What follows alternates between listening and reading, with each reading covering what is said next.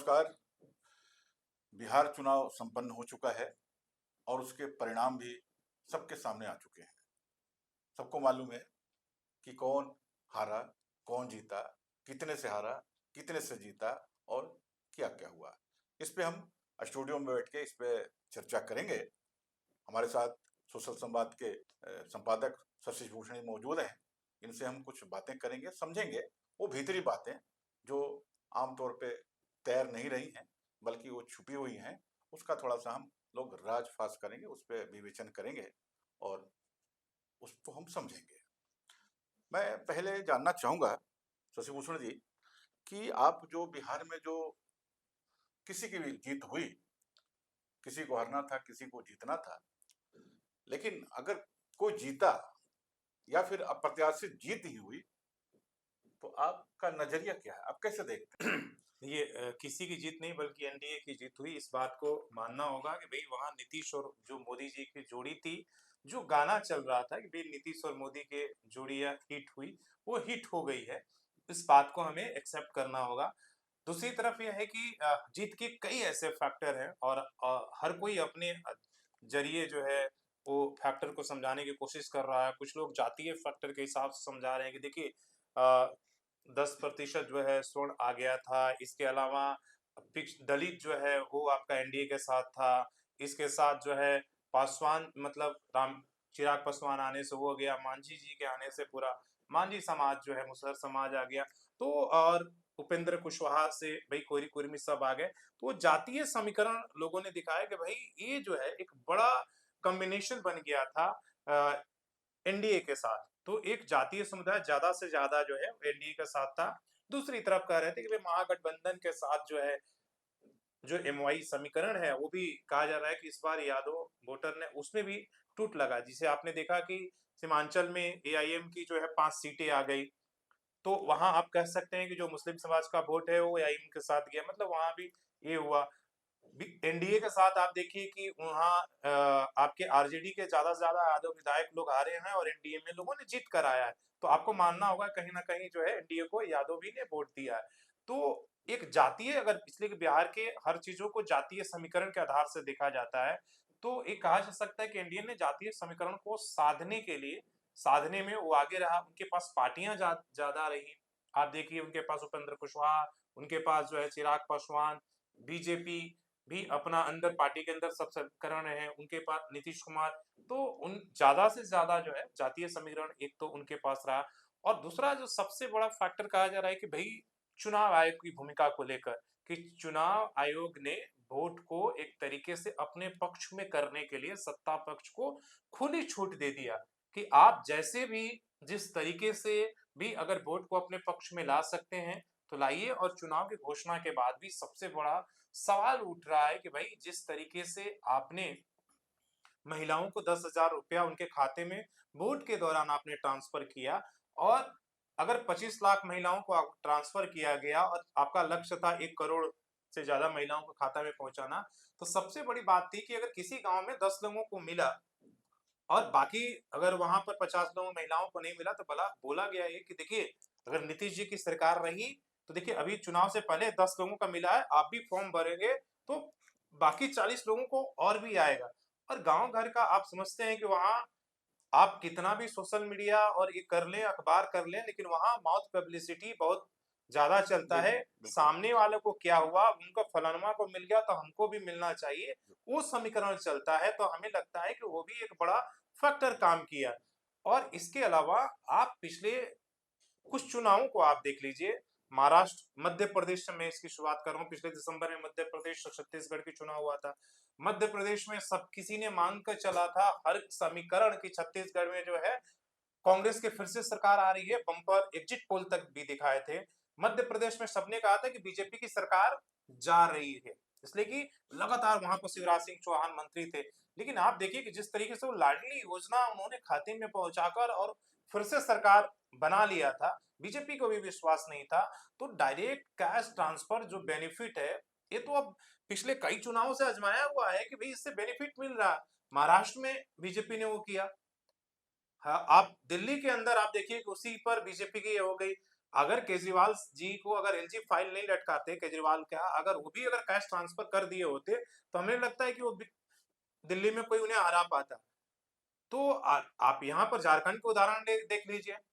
सबसे बड़ा फैक्टर माना जा रहा है ना कि भाई चुनाव से पहले 3 महीने की जो राशि मिल गई दिसंबर तक की लोगों वोटरों की ये में वोट के दौरान जो पैसे ट्रांसफर हुए, यहाँ महागठबंधन की सरकार बनी।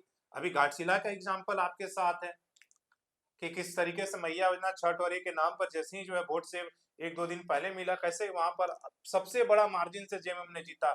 आज तक कभी सोचा नहीं गया था कि घाटशिला में इतना बड़ा मार्जिन हो गया। तो एक ट्रस्टेड अभी फॉर्मूला हो चुका है कि चुनाव आप 5 साल कुछ करिए ना करिए, चुनाव के समय अगर आप डायरेक्ट कैश वोटरों के पास अगर पहुंचा देते हैं, मैया योजना के नाम पर, बेरोजगार के नाम पर, भैया के नाम पर, लाडली के नाम पर, तो आप बिजली फ्री कर देते हैं, राशन ये कर देते हैं, तो आपको वोट मिलना है। ये भी एक बड़ा फैक्टर है, आप इसको नजरअंदाज नहीं कर सकते हैं। और जो सत्ता में है उसके पास ये फायदा मतलब डायरेक्ट बेनिफिट देने का है। विपक्ष क्या है कि वो सिर्फ वादे कर सकता है कि भी जीतने के बाद हम आपको देंगे, जैसे तेजस्वी यादव ने किया था कि हर घर नौकरी देंगे, हम वेतन जो है इतना से बढ़ाकर इतना कर देंगे। लेकिन वो सिर्फ वादे तक रहा, इसलिए कि उन और एक तरफ डिलीवर हो गया। तो जब डिलीवर हो गया, सत्ता में नीतीश कुमार ने रहकर या बीजेपी ने डिलीवर कर दिया, तो लोगों ने उन पर ज्यादा विश्वास कर लिया। ये एक फैक्टर है। लेकिन एंगल कई तरीके से ढूंढे जा रहे हैं। कुछ लोगों ने ये भी दावा किया, आपने देखा कि राजद के जो बड़े नेता हैं, पुराने नेता हैं, जगदानंद जी, उन्होंने कहा कि भाई हमें ये एक तरह से है कि हर विधानसभा वाइज ईवीएम में 20,000 वोटों का हेरफेर पहले से किया हुआ था। हाँ, बिल्कुल। इसलिए कि कह रहे हैं कि जो अंतर है बहुत कम वोटों से, कहीं 15,000 20, 25 तो 25 हाँ, 25 तो हाँ, उनका कहना था कि 20 से 25,000 हर, तो जी, वो भी एक समीकरण चल रहा है। जी। तो कई तरह की बातें कही जा रही हैं। अभी तो देखिए अलग-अलग फॉर्मूला आएगा और ये कहा जाएगा। लेकिन अगर मोटे तौर पर देखा जाए तो ये सारी चीजें, एक तो जातीय समीकरण साधने में कुछ ये रहा, और डायरेक्ट बेनिफिट पहुंचाने में जो इसमें आप चुनाव आयोग की भूमिका जिस तरीके से आप देख सकते हैं कि चुनाव आयोग को रोक लगाना चाहिए था, उसने रोक नहीं लगाया, बल्कि खुली छूट दी। उस पर सवाल उठाया जा सकता है। आप चर्चा कर रहे हैं कि बिहार चुनाव में जातीय समीकरण हुँ, और आर्थिक समीकरण हुँ, दोनों का बोलबाला रहा हुँ। और नतीजे अभी मोटे तौर पे दिख मोटे तौर पे रहा, जिसका वो नतीजा सामने आया और जो नतीजा था वो अप्रत्याशित था, जो किसी के मन में नहीं था, दिमाग में नहीं था। तो जब यह मामला गणित साठगांठ जिसकी आप चर्चा कर रहे हैं, हुँ, तो आप थोड़ा सा इस पे भी फोकस करें। किस मामले में हुँ, प्रशांत किशोर कहाँ पिछड़ गए? हुँ। प्रशांत किशोर के साथ, प्रशांत किशोर ने देखिए जो कोशिश उन्होंने किया, उनके कोशिश को, प्रयास को पूरे जो है मीडिया ने, पूरे देश के बाहर के लोगों ने भी एकदम सराहा। हम लोग जहां भी जाते थे भाई उनकी क्या ही रहेगी, चर्चा खूब रही। लेकिन हम लोगों ने पहले भी कहा कि देखिए चर्चा जितनी मीडिया में स्पेस मिल रहा है, उसमें क्या है उनकी एक्सपर्टीज है। लेकिन जो बिहार को जानने वाले लोग कह रहे थे कि भाई जो चुनाव को देखते हैं कि जो चुनाव का घोषणा होने के बाद जो 10 दिन का माहौल होता है, असली खेल उसी समय होता है। सालों से, महीनों से चर्चा हो सकता है कि आप मीडिया में जगह ले रहे हैं, सब तरह की बातें हो रही हैं, उसमें सोशल मीडिया में प्रशांत किशोर सबसे आगे थे, सबसे ज़्यादा स्पेस लेने वाले, इंटरव्यूज़ में, सब में कुछ में आगे थे। लेकिन जो 10 दिन का समीकरण था, उसमें कहीं न कहीं वो धीरे-धीरे, आप नॉमिनेशन से शुरू कर लीजिए, जैसे ही कैंडिडेट उन्होंने घोषणा किया, किस तरीके से उनकी पार्टी का, चाहे उनके समर्थकों का एक तरीके से आप कह सकते हैं कि हौसला को तोड़ने का काम किया गया, या टूट गए, जो भी हुआ। कई उनके उम्मीदवार जो है नॉमिनेशन नहीं कर पाए। नॉमिनेशन से पहले ही या तो उन्होंने कहा गया कि भाई उनको बीजेपी ने अपने पाले में मिला लिया, डरा के धमका कर, गृह मंत्री ने अपने साथ बैठा लिया। तो वहीं से वो पिछड़ापन ये शुरू हो गया कि भाई उम्मीदवार जब नॉमिनेशन ही नहीं, घोषणा मतलब अपना दाखिल कर पाया, तो भाई लड़ाई कैसे लड़ेगा? और दूसरी बात ये है कि उनके साथ जातीय समीकरण नहीं था, बल्कि उनके जो वो मुद्दे उठा रहे थे, उसके साथ बहुत सारे इंटेलेक्चुअल लोग आपने देखा कि जुड़े हुए थे। कोई आईएएस से रिटायर होकर, कोई आईपीएस से रिटायर होकर, कोई जी, जी, पत्रकारिता से, जी, कोई वकालत से, जो उस मुद्दों को समझते थे कि हाँ, इस बिहार को जी। जो मुद्दे उठा रहे हैं, वो बहुत ज़रूरी है, पलायन को रोकना बहुत ज़रूरी है, बेरोज़गारी का मुद्दा बहुत ज़रूरी है। लेकिन जब जिस तरीके से चुनावी ये में जब जाति और समाज की जब जो पारंपरिक इतने समय से जो पुरानी पार्टियां जिस तरीके से, उसमें वो कहीं ये नहीं थे, तो लोगों को लग रहा था कि कोई उम्मीदवार अगर जीतेगा भी तो उसकी अगर अपनी ये होगी, उसके आधार पर उसको वोट मिलेगा। पार्टी के आधार पर बहुत कम ही ऐसा है कि देखिए जिस उम्मीदवार को जहां पर प्रभाव होगा जिन क्षेत्रों पर, और वैसे ही लोग लेकर वोट लेकर आए। आप देख रहे हैं मनीष कश्यप, हाँ, जी 36,000 37,000 वोट लेकर आए हैं, तो जी कहा जा रहा है कि भी वो अपने बल पर इतने दिनों से जो संघर्ष कर रहे थे वो अपने ये पर लेकर आए, तो पार्टी का कोई ऐसा वोट बैंक नहीं था जो पार्टी जो है टिकट देके अपने ये पर वो शिफ्ट करा ले। लेकिन हाँ, जो उन्होंने मुद्दे उठाए, जो उन्होंने मेहनत किया, और जो एक तरीके से जिस चीज पर बहस करने के लिए बाकी पार्टियों को उन्होंने मजबूर किया, वो एक कदम सराहनीय था। अभी नहीं हुआ, लेकिन ऐसा नहीं कहा जा सकता है कि भी उनके लिए संभावनाएं नहीं है। वो तो एक्सपर्ट हैं, चुनाव के एक्सपर्ट हैं, और आप देखेंगे कि उनका खाता भी नहीं खुला, ये भी आप देखेंगे। तो उनका जो अब, और उन्होंने खुद कहा कि मैं जीतने नहीं बल्कि मैं वोट कटवा हूं, तो वोट कटवा होने के नाते आखिर उन्होंने किसका वोट काटा, किसका खेल बिगाड़ा, कुछ ध्यान नहीं। देखिए, इसकी तो समीक्षा वो खुद भी कर रहे हैं। आज जब उन्होंने प्रेस कॉन्फ्रेंस किया, मीडिया के सामने आया, उन्होंने भी कहा कि देखिए भई, इस हार की हम लोग भी सोच रहे हैं, समीक्षाएँ कर रही हैं। जो मोटी तौर पर उन्होंने कारण, एक तो उन्होंने भी कहा कि देखिए नीतीश कुमार ने पैसे देकर वोट खरीद लिया है, ठीक है। दूसरा उन्होंने कहा कि देखिए अब हम राजनीति से जहाँ तक संन्यास, तो हम तो किसी पद पर थे नहीं हाँ हाँ। और राजनीति में कर भी नहीं रहा हूँ। लेकिन बिहार उन्होंने कहा कि भई आगे भी हम संघर्ष करते रहेंगे, ये तमाम मुद्दे उठाते रहेंगे। अब रहा कि भई वो किसके वोट काटे, सीटों के आधार पर आप देख सकते हैं कि वो कैसे, ऐसा नहीं कह सकते हैं कि जहाँ कहीं महागठबंधन के लिए भारी हुए, कहीं आप कह सकते हैं कि जहाँ एनडीए हारी है या एनडीए का कम ये रह गया वहाँ उनके लिए।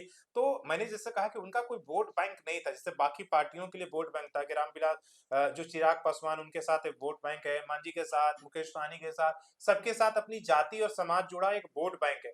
कि प्रशांत किशोर के साथ वैसा नहीं था, प्रशांत किशोर के साथ जो पढ़े लिखे वैसे लोग थे, और दूसरा है कि जो उनका कैंडिडेट था उसका अपना वोट बैंक था, उसके आधार पर तो दोनों दो तरफा था, और वो दोनों तरफ ने उन्होंने एक काटा है। लेकिन हार महागठबंधन की हुई है, तो लोग कह सकते हैं कि भाई वो तो महागठबंधन के लिए ही एक तरीके से वो ज्यादा नुकसान पहुंचाने और क्षति पहुंचाने में वो कामयाब हुए।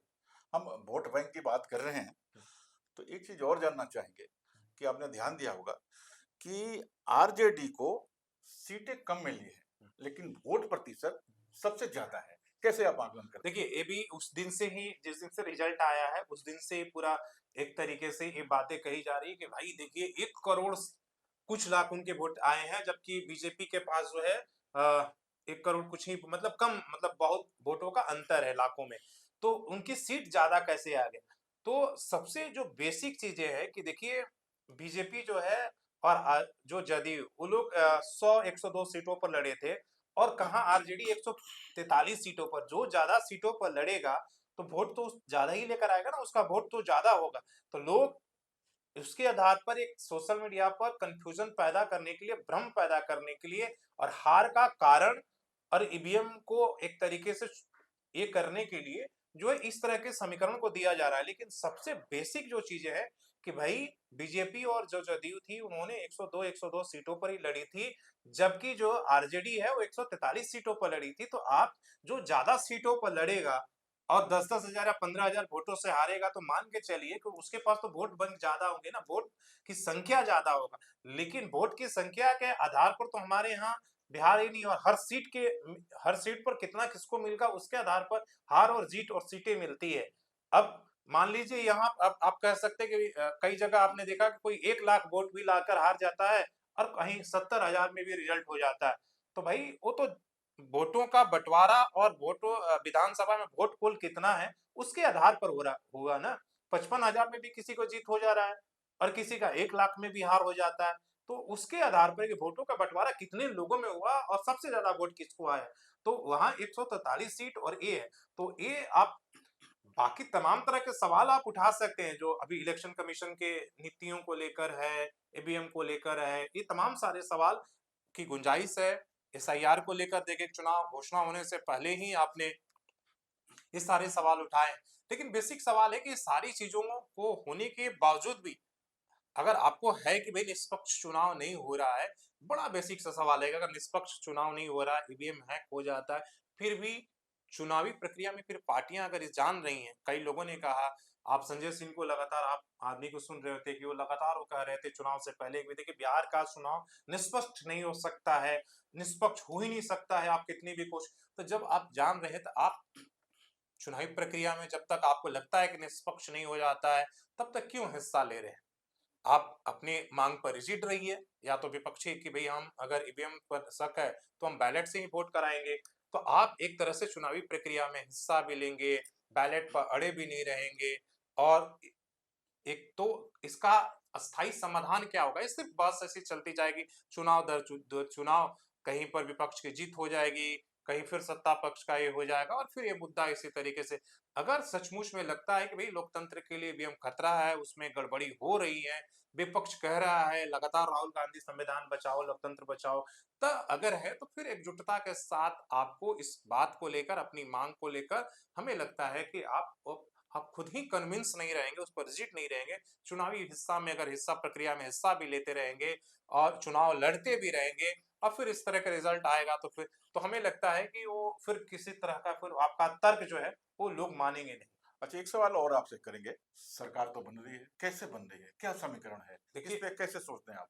देखिए समीकरण, कई तरह के समीकरण, अभी मंत्रालय के बंटवारों को लेकर ज्यादातर समीकरण चल रहा है कि भाई आरजेडी से 15 आ जाएंगे, बीजेपी का 15 हो जाएंगे, या 16 हो जाएंगे, आपके हम पार्टी के 1 हो जाएंगे, एलएलपी के हो जाएंगे। तो ये तमाम सारे समीकरण चल रहा है। सरकार लेकिन एनडीए को मिलकर ही बन रही है, और जो लोग ये तमाम, मैं कह रहा हूं कि जो भी तमाम विश्लेषक या अपने अपने तरीके से एजेंडे के बीच, नीतीश कुमार मुख्यमंत्री नहीं हो सकते हैं, बीजेपी अपना मुख्यमंत्री बनाएगी, लेकिन वो भूल जा रहे हैं कि बीजेपी के लिए बिहार से ज्यादा दिल्ली की सरकार जरूरी है। जब ये तर्क आप गढ़ते हैं, तो आपको ये भी कि अगर बिहार तक ही सीमित रहता, तो बीजेपी अपनी मुख्यमंत्री बड़ी पार्टी होकर, नीतीश कुमार अगर सपोर्ट नहीं भी करते, तो वो इतना बहुमत उसने ला दिया है कि चिराग पासवान और उपेंद्र कुशवाहा और तमाम जो पार्टियों के साथ बीजेपी आराम से वहां सरकार बना सकती है, अगर सिर्फ बिहार तक देखना होता तो। लेकिन उसे दिल्ली देखना है, और वैसी परिस्थिति में बीजेपी